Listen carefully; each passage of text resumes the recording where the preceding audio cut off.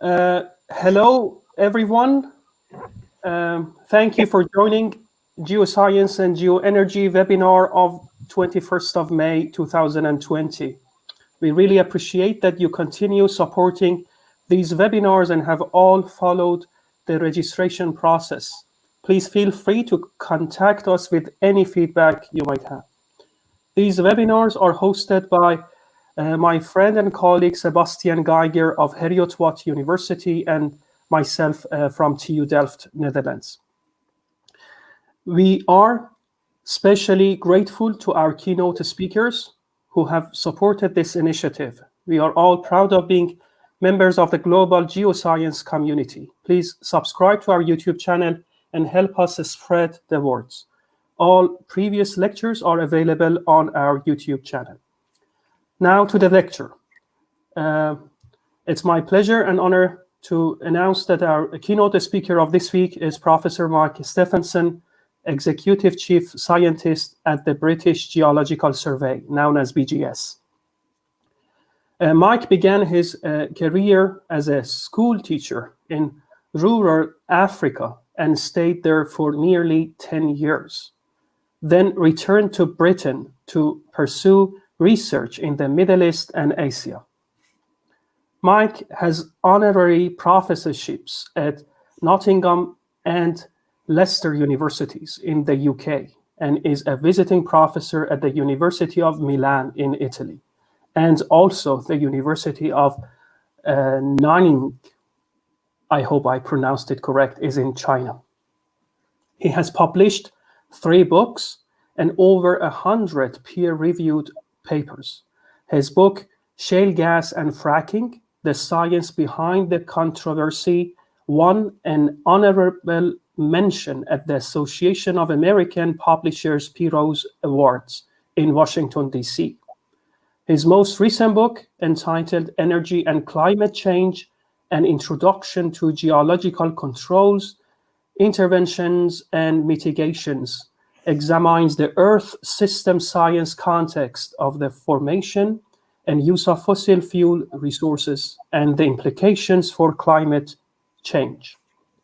Mike has supervised several PhD candidates on various projects related to his broad expertise on carbon capture and storage, energy science and policy, and also isotopes, stratigraphy, and Earth events. Please visit his webpage at BGS to get further information on his remarkable and impressive research and leadership portfolio. It's our pleasure and honor to host Mike as our keynote speaker in this week. Please note his lecture will last for about 30 minutes, followed by questions and discussions. Please, like before, type in your questions in the chat room, and Sebastian will chair the discussion session. Mike, thank you again one more time. It's our real pleasure to have you here.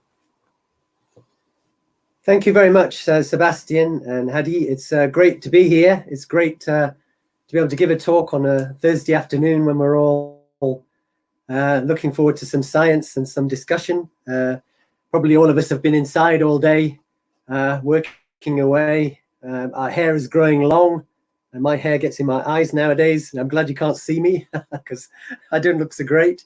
But perhaps we can worry less about being in lockdown and think more about the wonderful science and geoscience and geoenergy. So this talk, as Hadi has just said, is quite probably 35 minutes or so. It's perhaps going to be a bit different from some of the other talks that have been given in the series, in the sense that it's not going to be a lot of heavy technology and geoscience and engineering. It's actually more of a forward look to the future. And it involves economics, social change, energy systems, of course, geoscience, and also some history too, because we can learn from history.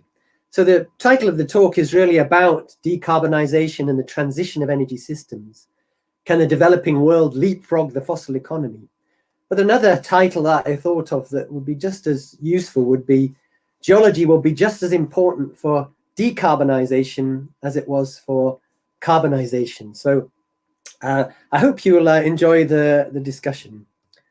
So the contents, first of all, there's a little bit about fossil fuels in developing countries, first of all, something about energy transitions, something about how decarbonisation might work, and then something about how geoscience is important to decarbonisation.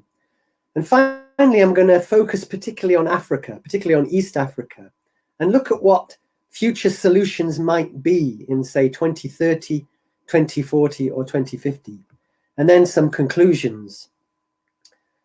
So first of all, fossil fuels in developing countries.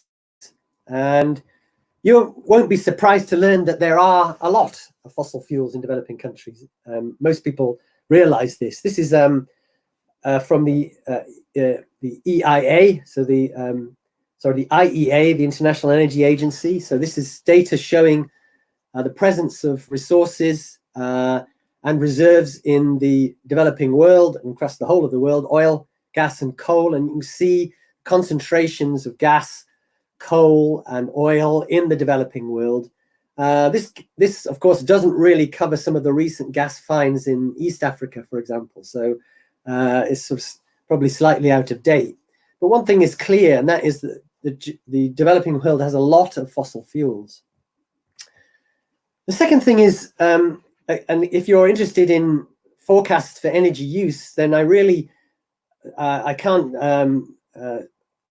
recommend enough the World Energy Outlook. So the most recent one is published in, I think, November 2019, so a few months ago. And the IEA, which publishes the World Energy Outlook, essentially looks at the way that energy will be used in the future. And it also has a very strong interest in climate change. And they have three scenarios. There's one on the left called the stated policy scenario. The middle one is the sustainable development scenario. And the outer one, the right-hand side, is the current policy scenario. So if you're interested in these scenarios and followed them for many years, then the stated policy scenario is rather like the new policy scenario a few years ago.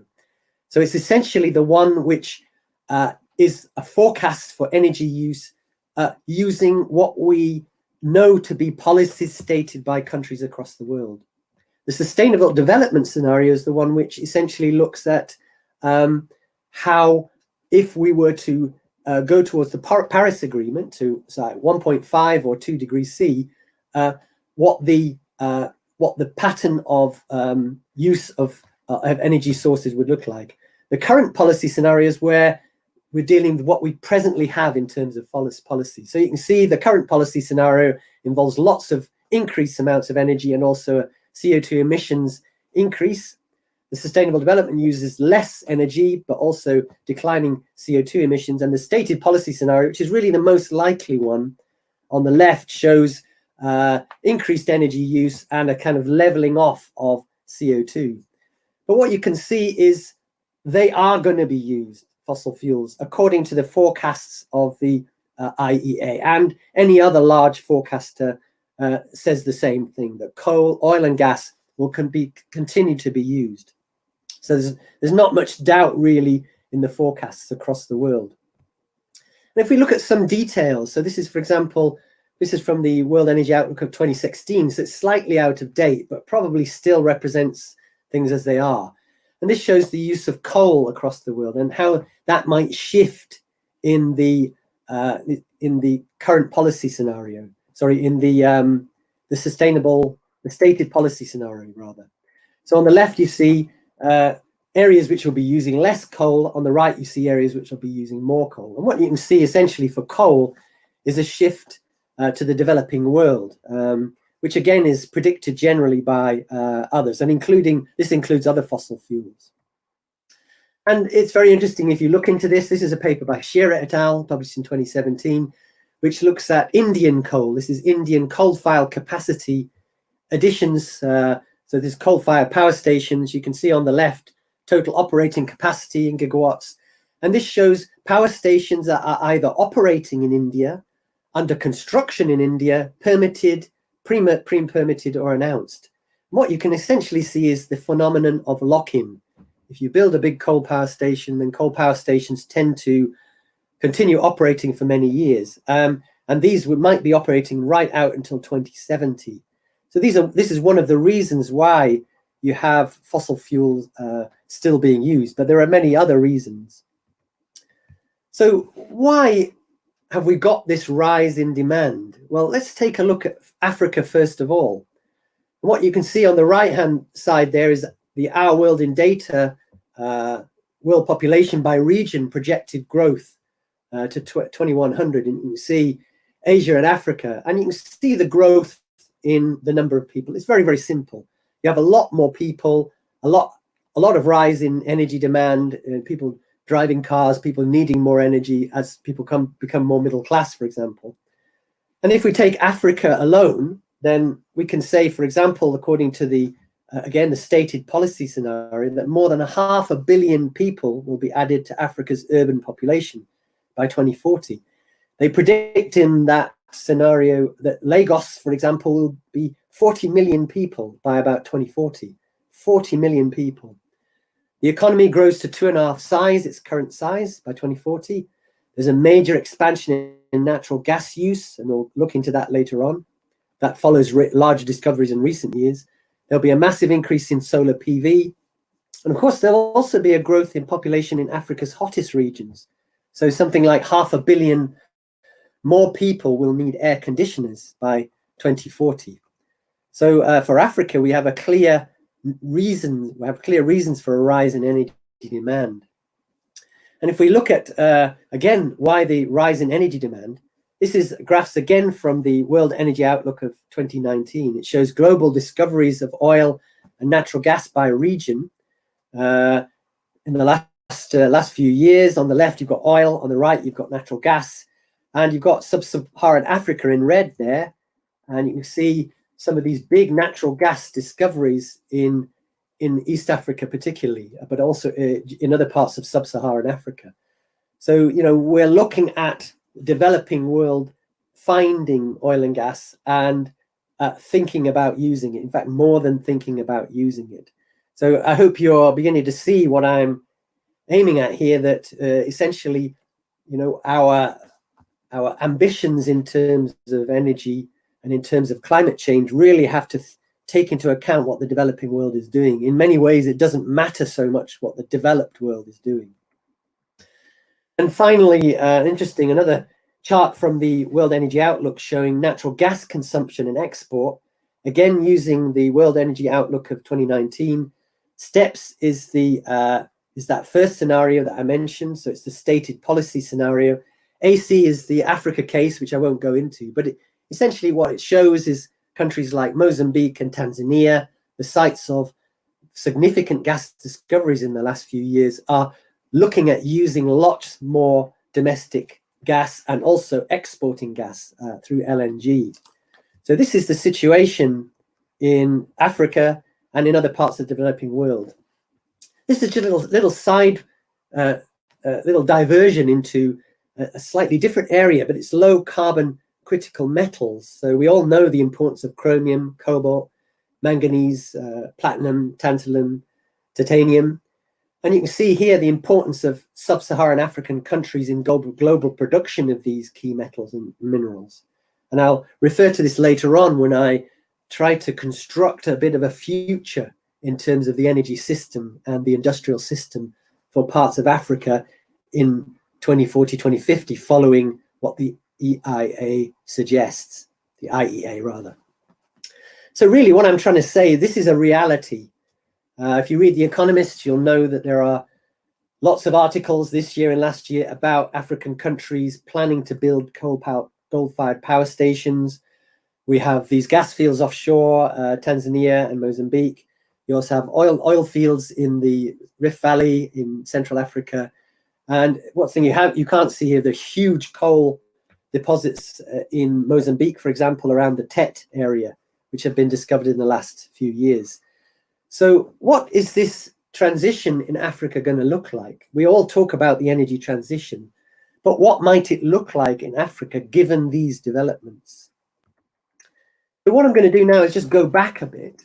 I'm going to try and stimulate your brains a bit by jumping around here. Let's talk a little bit about energy transitions now. So there's some really nice diagrams out there that summarize what energy transitions look like. This The one on the left is from Sovacool, published in 2016, which shows essentially a historical perspective of the use of different forms of fuel, if you like. So on the left, you've got global supply, and on the right, you've got these different sources from about 1830 to roughly the present. What you can see on the far left there is the wood, the biofuel, essentially the wood economy of the 19th century and the 18th century and the 17th century. And what you see here, essentially, in this red box on the left, is the Industrial Revolution. So you have the wood economy being superseded by coal and by all the things that related to coal. So the Industrial Revolution, the steam, and everything else. And then you've got things like the oil economy coming in later on over here, which is essentially where we are at the moment, I suppose. On the right is an interesting way of representing energy transition as well, which shows the apices of a triangle. On the right, you have zero carbon. Over here on the left, you have 100% coal. Here you have 100% oil and gas. And essentially, if you track countries like the UK or other developed countries, they follow that track from a fairly low carbon wood economy, essentially firewood, towards a coal economy. So this is the Industrial Revolution in the red flat box. And then moving up, you have the oil economy. So following that oil track, this paper, Barreto et al., is actually about hydrogen. So it tracks this way, looking at a mixed hydrogen economy. So going back towards zero carbon. So it's an interesting way of looking at energy transitions. And if you follow Sovacool's work, what you get is a very interesting look at the way that, for example, the Industrial Revolution tracked. So it has its core in England over here on the left, so wood to coal, a core in England. It took 160 years to diffuse outwards, so the actual process of transition was quite slow. In Germany, France, and Netherlands, these were rim countries which adopted this early technology, so coal, steam. And if you follow the way this happens, you have a period of experimentation, small-scale technology, diversity of design. Then you go to scale-up designs and economies of scale. Then you get to an industrial structure that becomes standardized, and then a diffusion of successful design from core to rim. And that's what happened with the Industrial Revolution. Of course, you can see it happening in the US shale gas boom. It's just the same. So you had experimentation in the Barnett Shale, improvements in the techniques of hydraulic fracturing, and then globalization, or at least a kind of a movement out to the rim countries, including Canada, China, and Argentina. So this is what the anatomy of an energy transition looks like. And just a small divergence again, I thought something that might interest people on the call was Britain. And this is a wonderful book. Any of you who know Andreas Malm, he's a Swedish historian, he's a Marxist historian. And he wrote this wonderful book called Fossil Capital, in which if you are a British person, it's quite a hard read if you're a Briton, because essentially he throws at us not only climate change, but also the invention of capitalism and the invention of something called the fossil economy. So he blames Britain for all these things. But essentially, his argument, which is fascinating, looks at how using fossil energy, in other words, using something that the carbon cycle has hidden from view, meant that we could transition from essentially a water-driven economy in terms of things like cotton mills, which were driven by water, to a coal-driven, steam-driven economy, where the natural world, the limits of the natural energy at the surface, was superseded by the energy of the buried carbon cycle. In other words, the carbon that's in coal. And that's where things went wrong. And that's perhaps where the Anthropocene began. So it's a very interesting kind of tipping point in the world's history. And of course, if you look at this in detail, here's another wonderful book that I recommend to everybody. It's by Mackay, who sadly died not long ago. But it's some beautiful diagrams in there, including this one that tracks the CO2 content of the atmosphere, both historically and from ice cores. And he tracks in at this inflection point here, which he puts at around 1770. And hey presto, 1769 was the date of the patent issue of the Watt's steam engine. So we can track that change in the atmosphere, that energy transition to started to change in the atmosphere. But I suppose my question for everybody here and for other people who might watch the video afterwards, what if there is a developing country industrial revolution and fossil fuels are taken up on a large scale? You've seen what I suggested about East Africa earlier on in the talk. What if that happens? So we all know that we're working on decarbonisation. What does decarbonisation mean and how can it fix things? Well, first of all, I'm going again back into history. So if any of you have ever visited the Iron Bridge near Telford in Shropshire, it's a beautiful building. It has a case to be made that it was the first big construction of the Industrial Revolution. It's a wonderful building, a wonderful bridge. And essentially, it could not have been built if iron ore, limestone, and coal had not been close by. And that's one of the reasons why they were able to build the Iron Bridge. And that shows you why geography was so important during the Industrial Revolution, because the industrialists, the investors were able to get the money together and they had the technology to build and to do things. But they needed the right geography and the right geological sources. And what I think you won't be surprised to find is that decarbonisation is somewhat similar in the sense that we recognise that certain geographies, certain geologies will tend to allow decarbonisation to happen easier in some places than others. And the UK government, to its credit, has very quickly recognised this, in that it's developed through the industrial strategy an industrial decarbonisation, an industrial decarbonisation mission and cluster system. So the government has been intelligent enough to think that. It hasn't been intelligent enough to position Humberside correctly on this map, which a lot of people from Hull noticed quite soon after this was published. But it does show you that clusters are really important, big clusters that produce a lot of CO2, but also have particular ecosystems of industry, including chemicals, glass making, paper, oil refining, iron and steel, ceramics, power, cement, food and drink.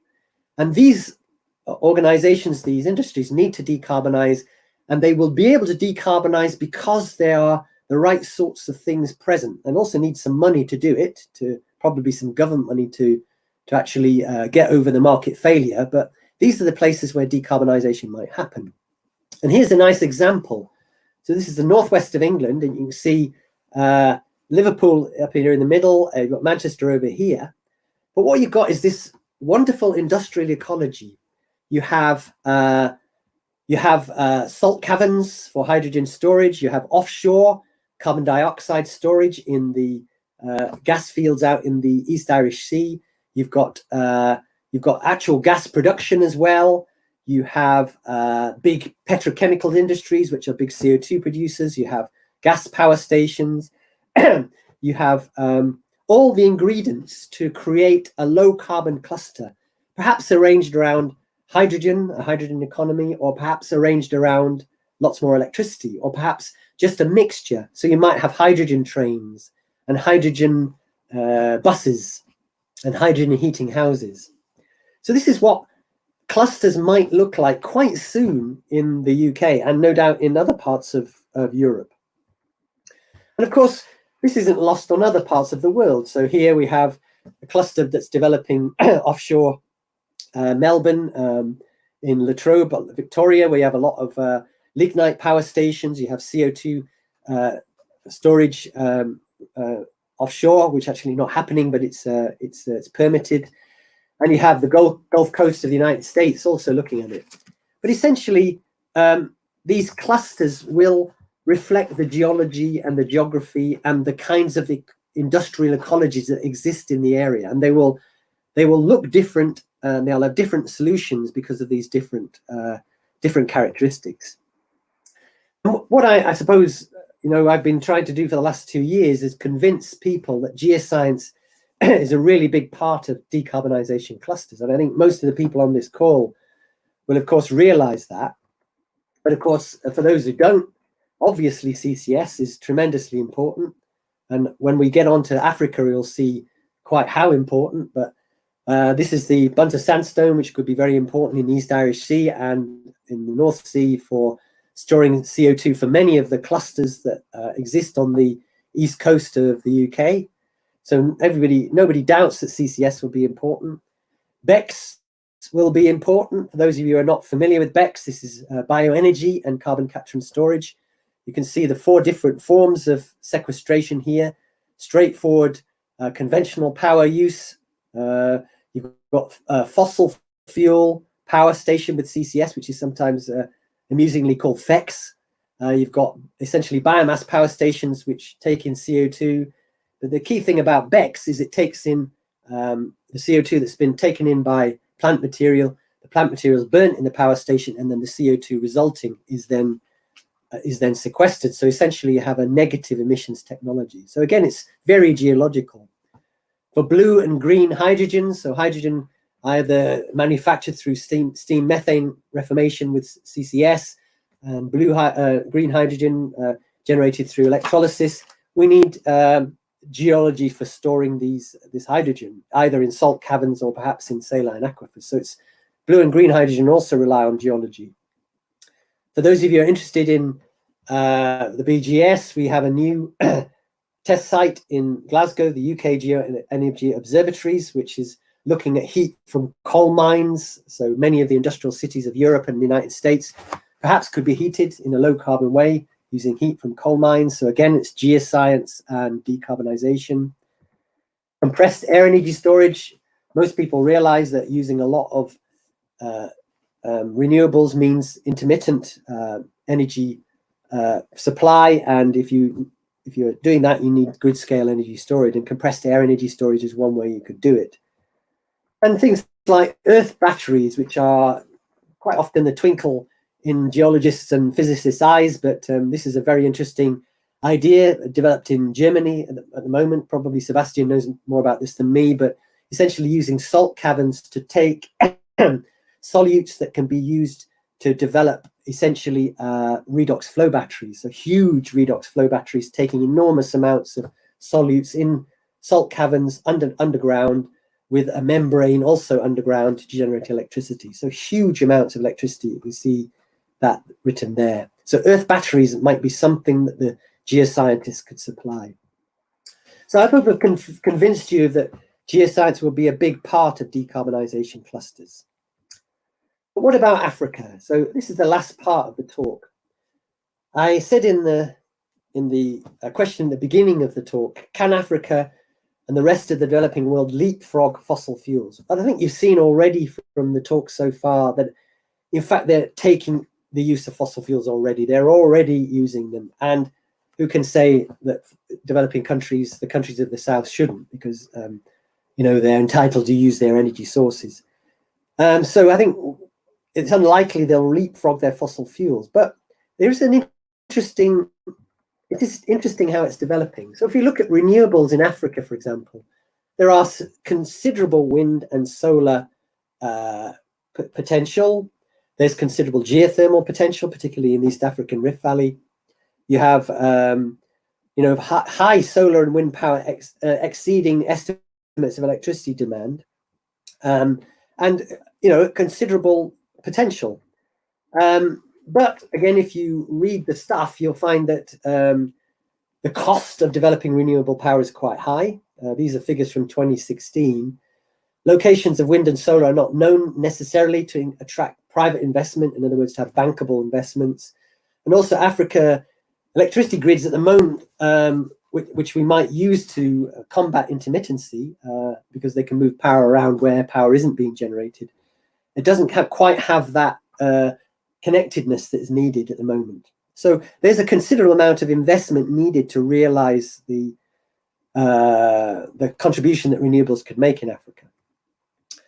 And if we look at clusters in Africa, they are developing, of course. I mean, these are what are known as development corridors, and civil engineers and developers are, well aware of these. This is just two of the perhaps most interesting development corridors in Africa at the moment. The Northern Corridor and the Nakala Corridor. So the Northern Corridor arches around Lake Victoria, and the Nacala corridor is a corridor that arches around from Lake Malawi out to Nacala and the Indian Ocean. These are all areas with burgeoning industries, with manufacturing, with power, with resource use. So let's think about these in terms of the clusters that I introduced in the UK. What might African clusters look like? And here we look at more detail. Let's take Mozambique alone. So you can see here some of the approved mining license around Tet in central Mozambique. So this is a huge coal potential area. And these are the offshore gas fields, as I showed you earlier on, here in Tanzania and in offshore Mozambique. So there are big natural resources in Mozambique alone. But let's think about this a little bit. First of all, you have perhaps existing fossil fuel power stations that might be developed in, well, are being developed in Kenya, in Tanzania, and in Mozambique. So we'll need CO2 storage for those if we're not going to increase emissions hugely.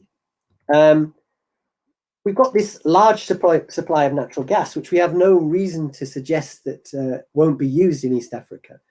Can we use steam methane reformation to develop a hydrogen economy and a blue hydrogen economy? We also have perhaps very large amounts of solar PV being developed in East Africa and the rest of Africa. If they are, then if it's very cheap, then perhaps we could use, it's very expensive at the moment to electrolyze water to produce hydrogen, but perhaps it could be cheaper. But both of those could develop essentially a hydrogen economy. Of course, with a hydrogen economy, if you're using steam methane reformation, you're going to have to get rid of the CO2 you produce. So you could co-use the CO2 storage that you develop of existing fossil fuel power stations, including gas power stations, for the CO2 that's produced during steam methane reformation. And of course, for a hydrogen economy of any size, because of the intra-day, intra-month, intra-year changes in demand because of temperature change, then you'll need hydrogen storage. And again, that is a geological question, unless the engineers think of an easier way to store large amounts of hydrogen. Perhaps what's most interesting is the fact that what we're looking at is quite a rich energy environment. We're looking at the sorts of energy that you see in the Middle East, not excess energy, but large amounts of perhaps cheap energy. Does that mean that manufacturing could be developing in these areas, in these clusters, in these development corridors? So that a question of the critical metals that are produced in Africa, which are presently not particularly used in a basic industry, perhaps you might have manufacturing of batteries and the development of metals for batteries for transport in East Africa. And of course, steel, one of the obvious indicators of economic development is steel. And if hydrogen is something that can be used for steel, and it's suggested that it could be, then perhaps East Africa could be developing and manufacturing large amounts of steel in the next 30 or 40 years. And what about cooling? I said that lots of East Africa, are going to be very hot by 2050. What uses in this system could be put for air conditioning? It may simply be geothermal air conditioning, so using the cool in the subsurface, or using hydrogen, or using electricity that's generated using this hydrogen economy. And of course, BECCS. What role might BECCS have? Everybody knows that we are heading, if we go through most scenarios, for over 2 degrees C. We probably need negative emissions technology. Will BECCS be carried out in places like East Africa? So just going into a bit more detail, what would these East African clusters look like? Well, you might have CCS on existing and planned coal power stations. You might have sustainable development of fossil fuels with a hydrogen economy. That's something that's emerging now in clusters in the UK, the idea that fossil fuels can be used sustainably. So CH4-driven parallel gas and electricity grids, blending hydrogen into existing new and gas networks, hydrogen from solar, and low-carbon hydrogen for steel, and biomethane for low-carbon fuel. So this is just a list of things that I was showing you earlier on. But what does it mean for geoscience? So, if we were going to look at the next 20 years in East Africa, and I'm only choosing East Africa because, it has new gas discoveries. We could look at clusters anywhere in Africa or elsewhere in Asia, for example, but we probably need targeted CCS surveys. And we probably need to think about how the gas fields that are being developed now offshore could be repurposed. Can we build something into the way that gas is being developed in East Africa to allow CCS and BECCS in the future, to minimize the difficulty of conversion? So looking ahead a little bit, not just thinking about the fossil fuels today, but thinking about combined gas use in the future. The sorts of, no doubt, methane pipelines will be developed, but do we need to think about how we co-pipe hydrogen across, so mixing hydrogen and making the use of present infrastructure, but also using new infrastructure in a sensible way? Combines coal bed methane and geothermal in these new areas of coal, which are being already developed. Subsurface hydrogen storage to support a possible hydrogen economy in East Africa, and perhaps critical metals development as well. So, and there's no doubt that solar, wind, and hydro are going to be important in these areas. But I think you look ahead in 2030, 2040, I think there's a wonderful future for a very mixed sort of economy and an industrial economy as well. And we're looking probably at a change in the world center of gravity of some sort of industry. It's a very exciting time at the moment, I think. So in conclusion, I hope I've given you a kind of food for thought here. Again, it was not a particularly geological talk, but the developing world is in energy transition. Its transition will really affect whether we stay in the 2-degree limit. All the stuff that we're doing in Europe is important, but it's not as important because the millions of people that are going to be there in East Africa, you're going to have something like 900 million people in East Africa in 2030. That's where the change has to be made. The decarbonisation will likely happen in clusters. The clusters will be different for different places. And geoscience has some of the solutions to decarbonisation in clusters. These will be important in Africa and the developing world. I don't think developing countries are going to leapfrog fossil fuels. I think they're going to use them. They already are. But I think what they will do is leapfrog to a mixed low-carbon energy system that we didn't do. I think they'll jump to something more advanced, to sort of like hydrogen economies, the sorts of things we're aiming at in Europe. I think there's a lot of geoscience to be done. And I know lots of us are down in the dumps about where geoscience is going, but I think this is a really exciting direction. And I think many of us who've perhaps worked in the hydrocarbons industry will be thinking about how our skills will be used in the future in different sorts of energy activities. And just some papers that might be interesting. This is a book that I published about 1.5 years ago, which contains a lot of this stuff. A lot of the ideas are in the book. This is a chapter I've got in this book, which is a really nice book, which is coming out, I think, later in the year. I have a chapter on the energy, the SDG 7, so essentially affordable and clean energy, and some of the ideas are in there. And this is a paper that I wrote with Sebastian on the importance of decarbonisation, geoscience and decarbonisation. It's in Petroleum Geoscience. It's an open access paper that you can easily download. So I think I'll stop talking there, and I'm very interested in hearing your reactions and hearing any questions. Thank you very much, Mike, for the very nice and inspiring presentation. The question and discussion session is now open. Sebastian will chair. Yeah, thank you very much, Mike, for the questions, for the talk. Everyone who's on the line, please do enter your questions into the chat room and we bring them forward then. We're waiting for the first questions to arrive. Mike, so you mentioned skills for the geoscience community. Do you think there's going to be the need for some new specialist training? Are we missing something in the current training that universities provide to accelerate the energy transition? I think something that's really come interestingly, out of the UK GEOS work, which some of you will be familiar with. This is the UK GeoEnergy observatories, and we are developing two energy test sites, one in Glasgow and one in Cheshire. And one of the things that's come out is what we're calling the dark zone. So this is the zone, the subsurface zone between, say, sort of 50 meters depth and say about 1,000 meters depth, maybe 2,000 meters. So the 50 meters is where geotechnical geologists are very, very comfortable working. And petroleum engineers and petroleum geoscience are very comfortable working at 2 kilometers or 1.5 kilometers. But what we found is the drilling that you do for geothermal, that you might do for compressed air energy storage, for hydrogen storage, these sorts of geoenergy applications are in this zone, this dark zone, where we aren't so clear about some of the geomechanical, some of the geochemical processes. And it's very clear that we also don't have that much experience of really sophisticated drilling at those depths. So this is something that came up, certainly brought up by a guy called John Midgley. Probably John's on the call, I hope he is.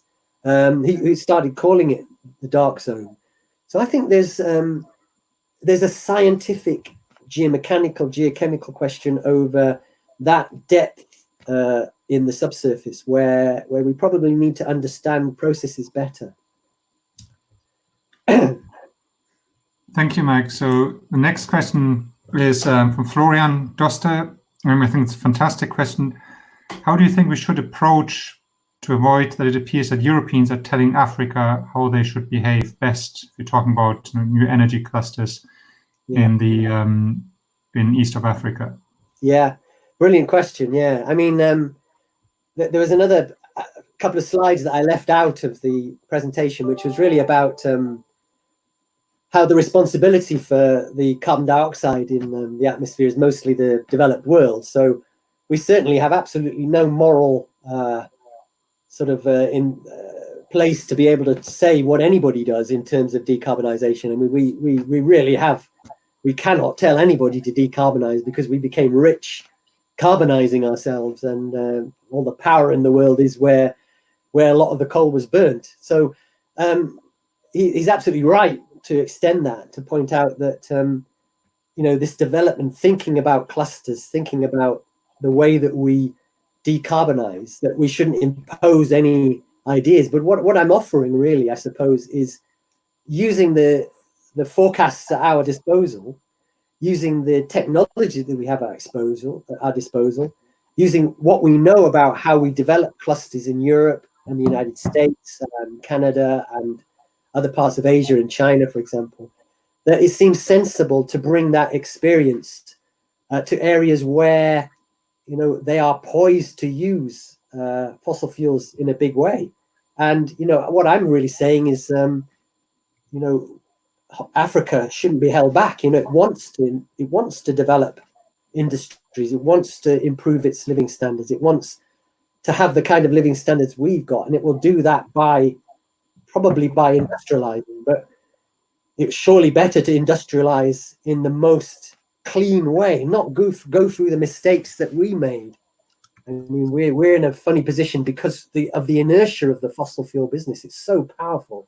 That inertia, that incumbency that makes coal power stations last so long means that it's hard to move away. But in the developing world, they have the possibility to jump over a lot of that and go straight to some really neat energy solutions. I'm staying with the East Africa theme for a moment because there are lots of questions around there rather than going chronologically through them. Jen Roberts asked, thanks, Mike, how developed are these clusters in Africa? It seems to be that we are at a similar stage in the UK in the process of scoping, developing hubs and clusters. I think in the UK, I mean, I've got a lot of experience of the Northwest cluster because of the UK GeoScience site. It's pretty advanced there. I mean, I think within the next few years, they could have a small hydrogen economy operating in the Liverpool-Manchester area. They could have hydrogen buses, hydrogen trains. You could have CCS probably very soon. because you've already got cell rooms that generate hydrogen in the big refineries along the estuary. So a lot of it is there, and really all you need is something to get over the market failure, which is what the government is trying to do through the industrial strategy. It's trying to sort of provide some targeted funding to say, look, you're not quite there yet. Here's some money. Here's solve your science questions and get your engineering questions done, and away you go. And then the private sector takes over, if you like, the market takes over. But I think that, I think in parts of Africa, you have a much less joined up approach. And let's face it, you've got oil and gas companies that are there to exploit gas fields offshore. And, working on a hydrogen economy is something that I think is probably quite far away from their thinking. And I think, that if you read what's been happening in Kenya, for example, there are a number of coal-fired power stations which are being developed without CCS in mind. So I feel that there's some joining up to be done. And I think the thinking in parts of Europe is pretty advanced. And I think it would be probably quite useful to apply in areas where fossil fuels are poised to be used in a big way. Thank you. The questions are coming in really fast now, so I'm just going to, the two that are quite related, so I'm going to read them both together. So one is from Pat Corbett. I couldn't type them in himself, so I pasted it. Is East Africa is worried by COVID-19, floods and locusts. Where's the political bandwidth to organize this massive change? And somewhat related to this question is from Arjen Kamp, who would have the vision of developing a hydrogen economy in Eastern Africa bottom up, and where would the required capital come from? Yeah, two great questions. Yeah, I'm surprised Patrick's wasn't in the form of rhyming verse. You'll understand my joke. But to Patrick, yeah, and many of you will be aware of this, the fact that our emissions have gone down. In China, it's been very closely monitored. It's also been closely monitored in Europe and Italy, for example. What we've noticed about China is that following the shutdown and Chinese New Year, which was roughly around the shutdown, Chinese emissions have come back practically to normal. And this is a very sad fact that, COVID has not had a permanent effect on emissions change, certainly in an industrial economy like China. But it also means that, maybe the effects of COVID on the energy system, perhaps aren't as powerful as we might expect. And, I'm not too negative about the possibility that, that we organize ourselves and organize the systems that will put in place clean energy in the developing world. And another point, I mean, it sounds a little bit soft, but what I would say is there's been a change in the way humanity looks at big challenges. And the big challenge for COVID has meant that we have really altered our economies. We've spent a lot of money. We have changed our attitude to social change. We've accepted that we need to change our lifestyles in order to solve the problem of COVID.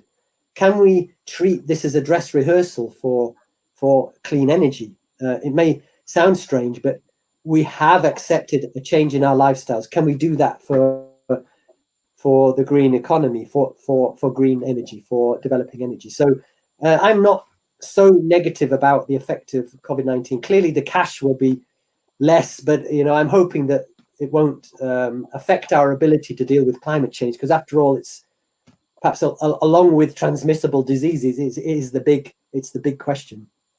So on the question of where would the capital come from? Well, this is a really good question because, obviously it's easy to build gas power stations and coal power stations. They almost come in boxes, they're modular almost. They're easy to invest in. It's the easy way to get a power system. And if you're a developing country looking at ways of using your fossil fuels, it's easy to essentially get in a relationship with a fossil fuel power manufacturer and build a gas power station. But I think there's going to be a slow change towards a much more sustainable way of looking at energy, where there'll be just as much investment for solar PV, there'll be just as much investment for wind, because you can make money out of it. And in time, there'll be just as much investment for a hydrogen economy, because that will be the way that we do manufacturing in the future, and possibly large amounts of electricity as well. So, I mean, it sounds slightly vague, but I'm hopeful that it'll be done. And anyway, what choice have we got? Thank you. So I'm going to stay a couple more questions, and I try to group them on the African theme. Then we move probably globally in a moment. It's really fantastic questions coming through. So Paolo Orsini asks 2 questions. What's your view on land use for BECCS? Aren't we stealing precious land from agriculture? How are we going to incentivize Africa to apply CCS? And somewhat related to this, again, Jen Roberts, and said, in which case, if this is an opportunity to learn together, and she asked before about, say, Europe working with Africa and their funding mechanisms like GCRF funding in the UK, how do we make sure that we're not telling Africa what to do, which is problematic and historically based? So all about incentivation, but then also the competing land use in Africa, agriculture versus energy storage. Yeah, I mean, BECCS to me is a real problem. Although I put it in there as being an important part of GeoScience's contribution to decarbonisation. In fact, there's been an awful lot of work. Anybody who's read around BECCS, you can read about it in my book if you want to spend some time looking at it. There are some severe difficulties over the land use that you require for it, the water use. Can we really afford to grow crops which we simply burn? These are all obvious questions over BECCS. But no matter how often you say this, it still appears on many of the scenarios that the ICCP develop. It's still seen as the last resort scenario. If we go over our emissions, and we are going to, by the look of it, what are we going to do? Well, we've really only got one game in town in negative emissions, and that's BECCS. The other, DAC, for example, direct air capture, is incredibly expensive. Maybe it could be done better. You've got forestation that might be done, but again, you've got competing things for land. So, I mean, BECCS for me is a kind of last resort. And I think if we're down to having to do BECCS, we're probably not in a good place anyway. And if you take Africa, I'm arguing myself out of BECCS here, but if you take Africa, clearly climate change is going to affect discharge of rivers. We know that it's going to affect the ability of Africans to do agriculture. And if you're directly competing with land with growing things which you burn, then it's not good. So and incentivizing CCS, well, there's a problem across the world. And it won't happen until we have some sort of creative ability to and everybody knows this, I'm stating the obvious, a creative ability to cost in the effect of polluting the atmosphere with CO2. In other words, making sure that the polluter pays. And we've gone some ways to doing that in Europe. We have a carbon price which is pathetically low, but I don't know if it is low, but it certainly was last time I looked. So I think that's a problem across the world. But again, CCS, everybody says you need it. There's really no doubt. If you want a hydrogen economy, you've got to have it, really, until we sort out a way of electrolyzing water really cheaply. And the second question, which I didn't really clock because I was looking at the first one. So the second question was, sorry. I've seen that one. The second one was the follow-up from Jen Roberts, who said, the opportunities to learn together through collaboration. Yeah. But with avoiding to tell developing country what to do, which is probably a problem that's been historically laced. I'm certainly not advocating that at all. What I'm saying is, I think African geoscientists, in a way, they're in a pole position, to develop some of these fantastic solutions. I think in no time we'll be learning from people across the world. I mean, I really think that Africa will look extremely different in 20 or 30 years. You know, you mentioned that I spent a long time in Africa. I did, and I remember it really well how fast it developed. One thing that amazed me was they never had landline telephones. They never had them. They went straight from having, at least in the rural area I lived in, to having no telephone, to having a smartphone. And if you showed them an old-fashioned Bakelite phone, they didn't know what it was. So it's amazing how fast it can develop. And I think we'll have fantastic new technologies being developed that we'll learn from. I just think we need to co-create. We can learn a lot from big resources and the critical metals. Surely there's a great opportunity there for the developing world to take a lead on, you know, using these critical metals, developing industries, homegrown industries that mean that we learn from the developing world. So, you know, I'm not saying for a minute that this is any kind of any kind of telling people what to do. It's pointing out the opportunities. I'd love to live in East Africa in 2050. I'll probably not be alive then, but I'd love to see it. Patrick just texted me and said we teach African students and we need to send them back as energy missionaries. Yeah. Let's move to a different country. So there are a couple of people who are really interested in knowing the opportunities in South America. So Marcelo Benitez asks, how about South America? What's your perspective in terms of CCS in this part of the world? And I tag on a second question, if I find it, by Omar Duran Triana. Thanking you for a great talk. So it seems like geothermal energy is an abundant resource in the Andean region in South America. Do you think that it has enormous potential to provide low-cost clean energy? So opportunities for CCS geothermal energy in South America? Yeah, I mean, I don't know much about South America. I didn't really concentrate on it for the talk, but yeah, I mean, geothermals are obviously a very important area. I mean, sadly, it's, in my opinion, it's kind of neglected. It's certainly neglected in the UK. There's absolutely no doubt about it. And in fact, the hot, dry rock has become a bit of a kind of an issue in the sense that it diverts people away from the real opportunity, which is lower temperature geothermal, I think, in the UK. But in the Andes and in East Africa, you've got an enormous potential. And in East Africa, it's being used. You know, it's tremendously it's on the rise. But again, it's partly about investment, and it's that chicken and egg thing about having users, you know, actual demand for the electricity, because quite often the geothermal isn't in the place where the industry is. So again, I think you'll get clusters here which develop, and I guess the same for South America, but I can't really comment on South American CCS. Sorry. So there are a bunch of questions, and again, that have sort of very similar